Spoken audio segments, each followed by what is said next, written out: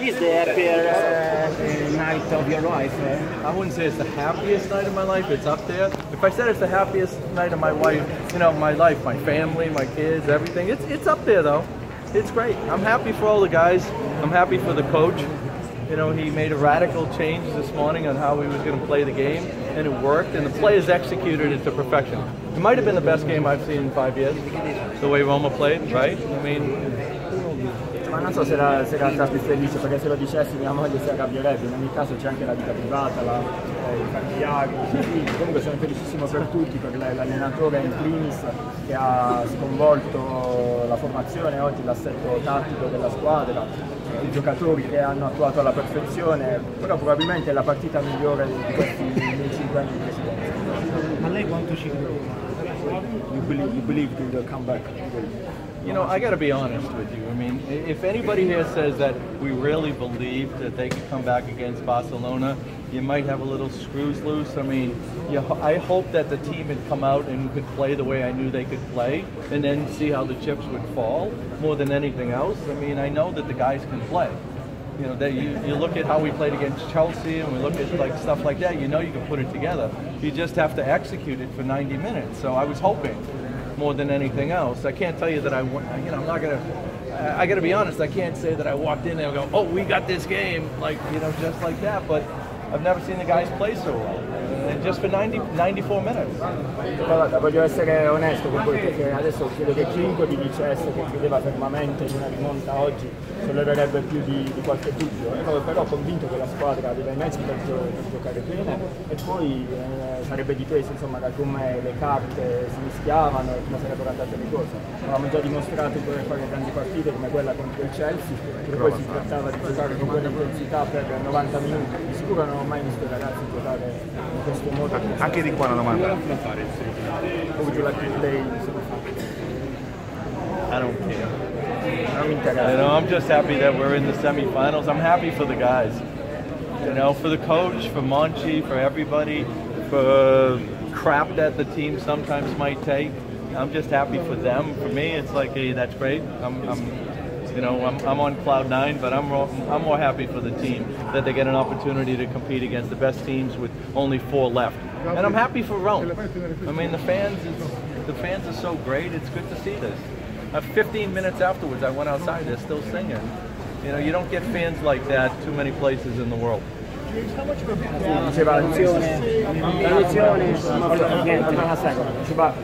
onestamente sono davvero contento per tutti, per i giocatori, per il mister, per Monchi, per tanti bocconi amari del match che questa squadra ha dovuto in certi momenti ingoiare. Sono contento per me, ma in particolare per i giocatori che hanno modo di confrontarsi con i migliori, siamo delle migliori squadre d'Europa. Sono contento anche per Roma, per Roma e i suoi tifosi. Sono uscito fuori, la partita era abbondantemente finita, i tifosi erano ancora lì che cantavano, e capita davvero in pochi posti al mondo qualcosa del genere. Entrando nello spogliatoio dei ragazzi, perceived gap between the organization, Barcelona and Roma, possible kind of to the next level down. Yeah. This showed us that much of a gap. Look, I think over an intermediate or longer period of time, there's probably some gaps between the Bayerns and the Romas and the Barcelonas. And really, at the end of the day, it's a function of they have 3 or 4 times more revenues than we do. So they have a lot more flexibility. And it gets tiring every day when people say we're a supermarket, when the 2 players we really had sold, Pjanic, we had no choice. Salah asked us to leave, and we had no choice on that either. So it's not, and we have to deal with financial fair play. And that's a big issue. We just can't do what we want to do. And then there's a revenue gap. And so, the Roma fans, really, all of you, have to help us with the stadium. Because when we build that stadium, and it should get approved soon, and if it doesn't, then you really should go crazy, because it should get approved. And we have that entertainment complex, then our revenues go up as much or more than anybody else in Serie A. And then we start looking at revenues that put us in the top, certainly in the top 10 and maybe in the top 5 or 6 or 7 teams. And then you can consistently play against everybody else in terms of getting getting everything that you might want. But that being said, you know, I think we've done a good job, or a great job, in the last 5 years with what we've had to deal with in terms of budget versus the others, and making Champions League in 4 years, and hoping this year we do it again, and getting into the quarterfinals. It says a lot about more from the organizational standpoint, and it says things like when Spalletti was a great coach, and Di Francesco's coming in and doing a great job, and Monchi coming in and has a lot of work to do because I left them for a real mess, maybe, you know, and it's things like that that you need over a longer period of time. Barcelona and Real Madrid have much more history in terms of the organizational stuff than Roma does.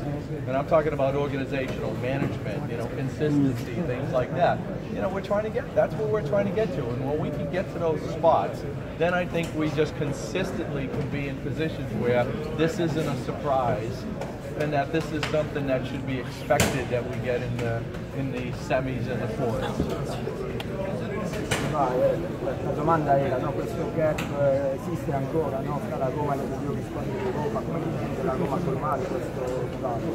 Evidente che a medio, a lungo termine, spiegare con Pallotta, il calcio del Bayern, del Barcellona, rispetto alla Roma esiste, essenzialmente per un motivo, noi siamo squadre, club che hanno ricavi 3-4 volte superiori al nostro, che consente di avere una maggiore flessibilità, e anche se cambia, perché noi sentite sempre parlare di Roma come un mercato, perché in realtà abbiamo venduto tanti anni, nel quale abbiamo scelta, Salati c'è questo di andare via, ci sarebbe questo caso di una scelta, e poi dobbiamo fare i conti con il financial ci permette di fare tutto quello che vorremmo. In questo senso i tifosi, voi dovreste aiutarci a mettere pressione per far approvare un altro progetto dello stadio, che adesso dovrebbe essere stato nell'ultima fase, oppure quello che non venisse approvato sarebbe davvero clamoroso. Questo ci permetterebbe di aumentare incredibilmente i nostri ricavi, diventare tra le prime 10 squadre in Europa, forse anche tra le prime 5 in termini di ricavi. Questo è il nostro obiettivo. In ogni caso, detto questo, soltanto dopo possiamo competere con tutti. Detto questo, abbiamo fatto un lavoro brillante in questi ultimi 5 anni con i mezzi che avevamo a disposizione, abbiamo fatto la Champions League 4 anni, siamo in finale, speriamo di partecipare alla Champions League anche la prossima stagione. E poi un ottimo lavoro, no, con l'arrivo di Monchi, no, che sta probabilmente abbastanza incasinata merito anche agli allenatori che ci sono stati in questi anni, da Spalletti adesso di Francesco, che hanno dimostrato di essere ottimi tecnici. Barcellona e Real Madrid, è chiaro, sono squadre che hanno una storia diversa rispetto a quella della Roma, dei mezzi diversi, una maggiore organizzazione. Ma il nostro obiettivo è quello di non essere come queste un unico per raggiungere i quarti di finale o le semifinali. Grazie ragazzi. Grazie. Andare un po' più indietro. Non è semplice, da dietro. Piano piano. C'è un buco dietro. Vai, oh!